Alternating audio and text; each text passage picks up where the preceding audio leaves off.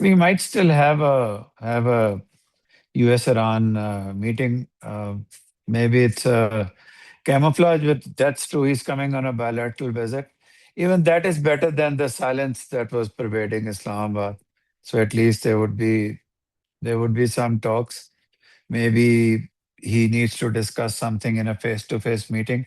There are some conflicting reports about Bitkov and Kushner and maybe the vice president also coming, but we'll only see when it happens. I think it's significant. Maybe there would be some easing out by the US also. By his coming, maybe there'll be a thaw in the sort of suspension of talks. So there are many rumors that he's going to come, and maybe some Americans are going to come. He's coming with a lean team. It's a bilateral visit. He's going to Oman and Russia.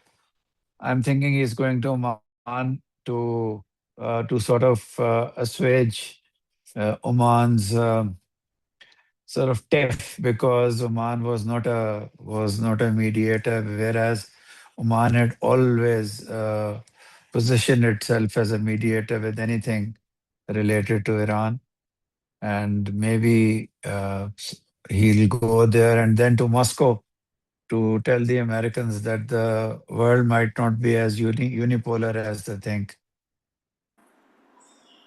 It has leverage, some leverage over Tehran, but it has very little leverage over Washington, especially a whimsical president who goes on and about. He usually he's usually very good when he says that on the intercession of his favorite prime minister and his favorite field marshal, he increased the ceasefire for a certain number of days or indefinitely. But at the same time, he's not stopping his hyperbole, his gunboat diplomacy, his sometimes offensive tweets, which Pakistan, of course, would have wanted him to stop. And Pakistan, I think, would have wanted them to stop the blockade also, or to ease the blockade.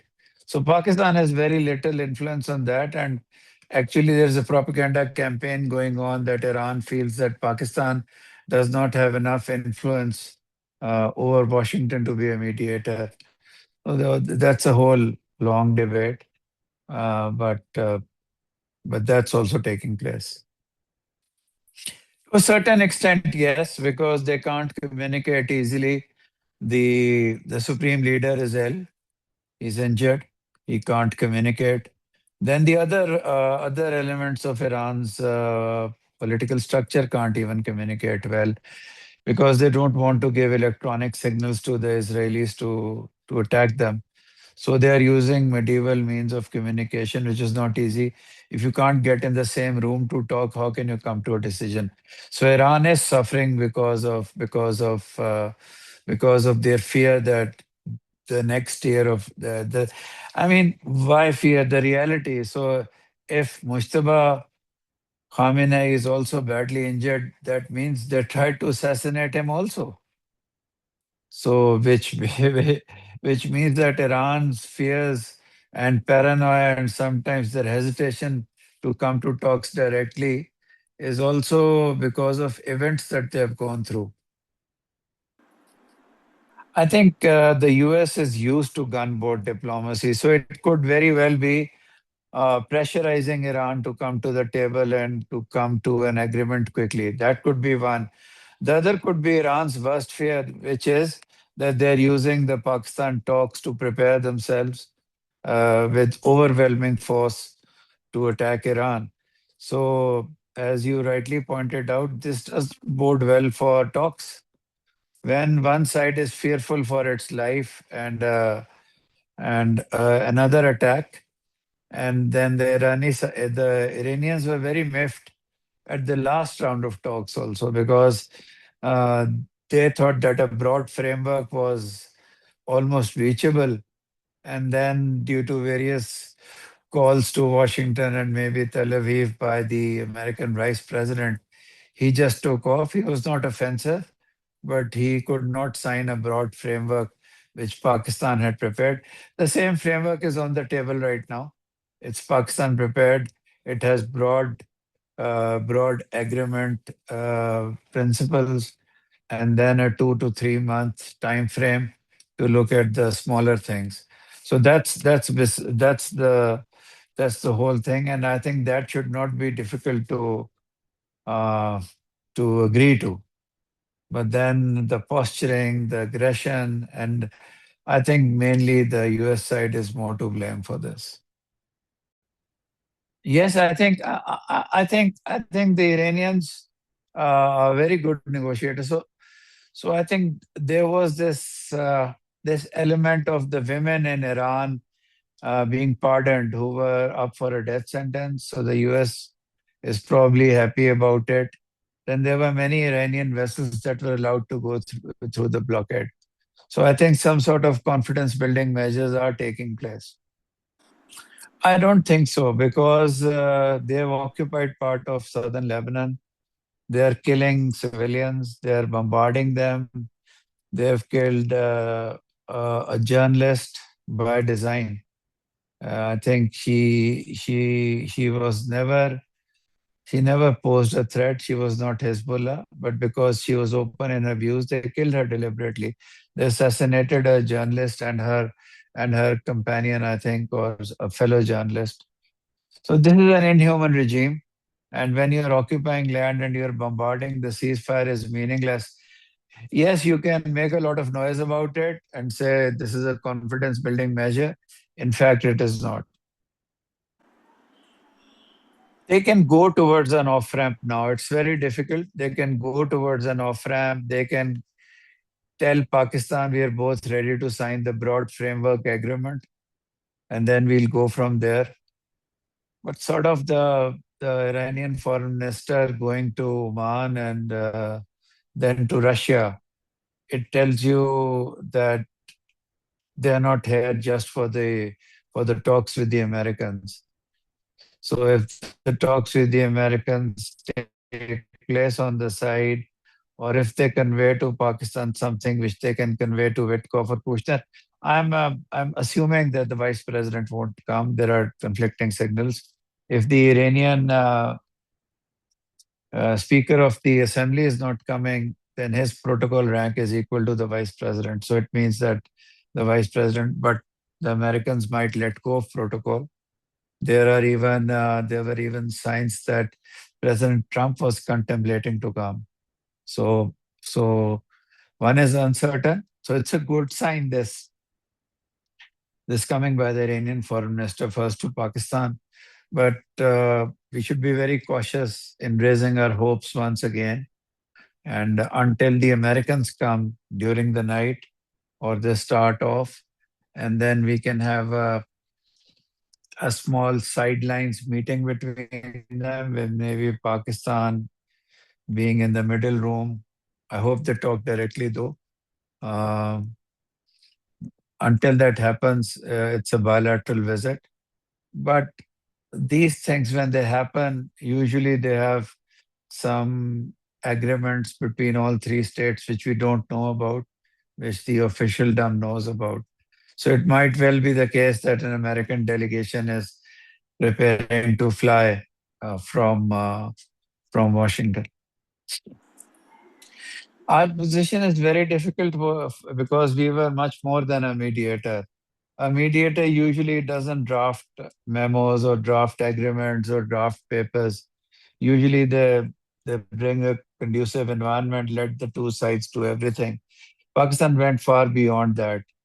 Uh, you don't go to one of the countries and land in the middle of a war zone, try to convince them. We we have more at stake because we have not been mediators. We have been a fellow participant or a negotiator or a go-between. So we are much more than mediators. So that's why if they don't, if they go south, we also lose an opportunity. And although nobody is going to blame us, neither should anybody, but that it still is a bad feeling. It's trying to strangle Iran economically. And in case there is a total breakdown, they would like to make the mistake of applying maximum force, maximum war force, kinetic force onto Iran. They're keeping that option open. So that's why Iran is not very eager to come to the talks, because they feel that this is all the preparation for a massive kinetic attack, which would not yield much because Iran just has just one battle plan. Iran is going to attack the Gulf kingdoms and Israel. It has enough missiles. So unless the US launches something very, very diabolical, I'm not talking about the nuclear thing, but something very decapacitating, which would decapacitate or the the the war ability of the IGRC. Otherwise, it's going to be a total disaster. It's going to be a foolhardy exercise. But I think there is part of the Americans, that American state that is preparing for war also on the side. Yes, the President Trump, at least, I'm not sure about his armed forces, but President Trump seems to be oblivious of this danger. He thinks he can control everything, and he's not doing war gaming, and he's not a deep thinker. That would be okay if his cabinet was a cabinet of deep thinkers, but even they are not.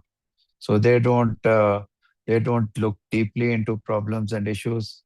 They are usually more ideological, whimsical, and gung ho, typical Western style people. So I think the only sane thinking member is the vice president, but he's a vice president in the US system is peripheral to the power structure. I think we should try our best.